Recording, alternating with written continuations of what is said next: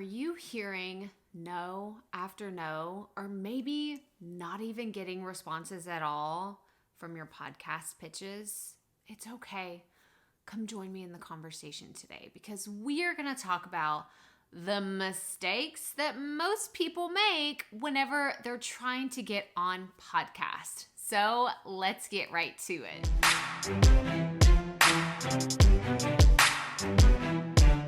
Hey y'all, Crystal here today. I'm in my comfy chair with my pillow. I feel like we're in a full-blown therapy session because the things that I'm going to tell you today are things that I wish someone would have told me, but it's also things that I wish new podcasters would hear about the podcast pitching process. Okay? Because y'all, there are some mistakes that you're making and I want to help you, okay? Because I want to see you get on more podcasts, but as a host, I really want to see people stop doing the 5 things that I'm going to share with you today. So yeah, let's just dive right in. There are 5 key components to what we will call the bad pitch, okay? And this is basically goes back to what we were talking about earlier. It's either a no response, or it's going straight into the trash folder. 100% doesn't even get open because I can tell just by looking at the title of the email, it's not gonna work. It ain't gonna happen. This is a waste of my time. So as a podcast host, I want y'all to get better at this. If you're trying to get on more podcasts, I think it's fantastic. I think it's a great way for you to grow your show, grow your audience, get in front of new people. But there are 5 things that so many people are doing really, really wrong. Really wrong. Really, really wrong. It irks me to my core when I see these things happen. So number 1 is you're being too generic. By generic, I mean you are leaving the brackets that say first name here, or name, or somebody else's name. Y'all, I have gotten so many emails that'll say Christina or Kate or Sarah or just other random women's names. I think one time I got one that said Steve, so it was really off base because my name is Crystal. My name is Crystal, okay? This is my name. And if you don't have that, first and foremost, in any part of the email, you're doing something wrong, okay? Don't be generic. Don't just say, to whom it may concern, to podcast host. If I'm getting a pitch, it better address me directly at some point in the email. So don't be too generic with your podcast pitches.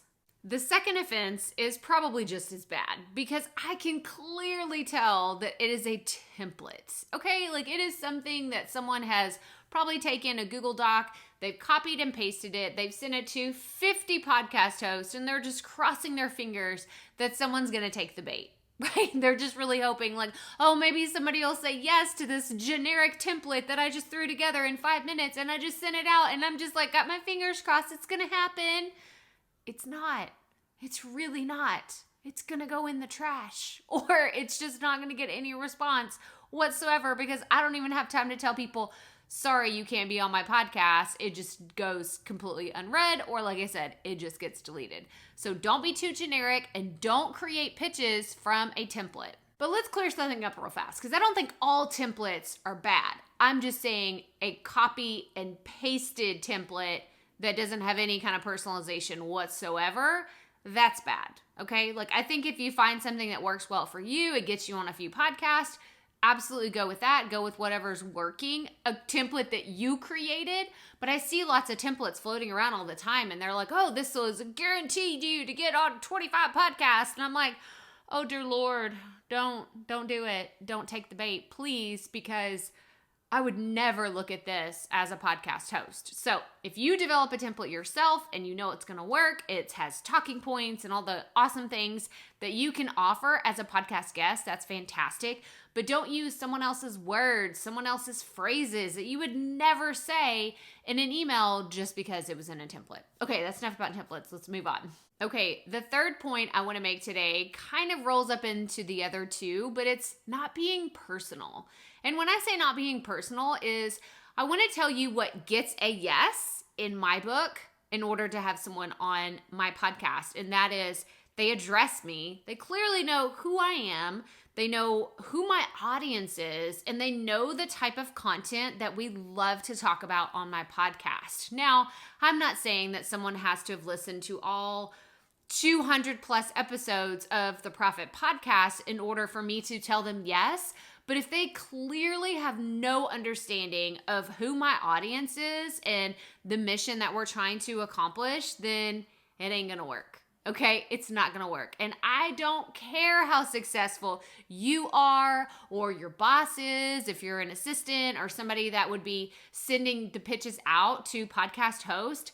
I don't care about your guest first and foremost. Okay, I care about my audience. I care about the value that I can bring to my audience because they're the ones that come back to me every single week looking for value, looking for advice, looking for motivation. And yes, I hope that you or your guests can offer those things to our audience, but they are the ones that are most important.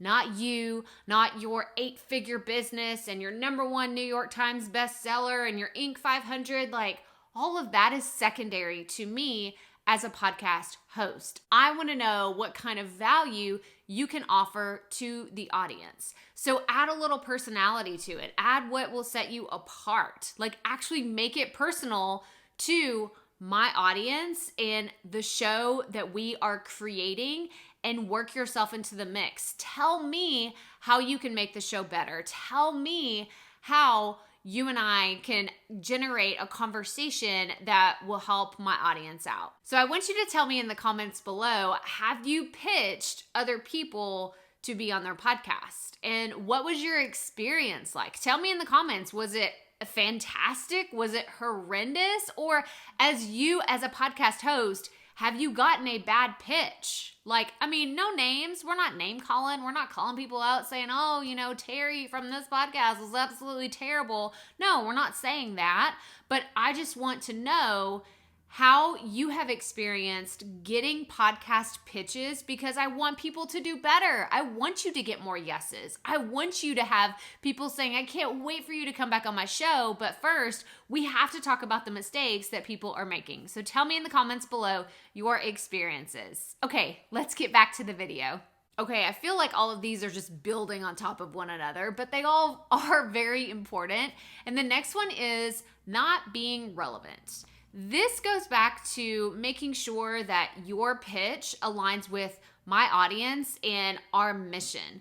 So I see pitches a lot about people who have a fantastic story, and like maybe I'm interested in them, like as a person, as a consumer who listens to podcasts, but they are not right for my show. Okay, like if someone comes to me and says, oh, I have this incredible person who does this and does that, and I say, oh, well, do they have a podcast?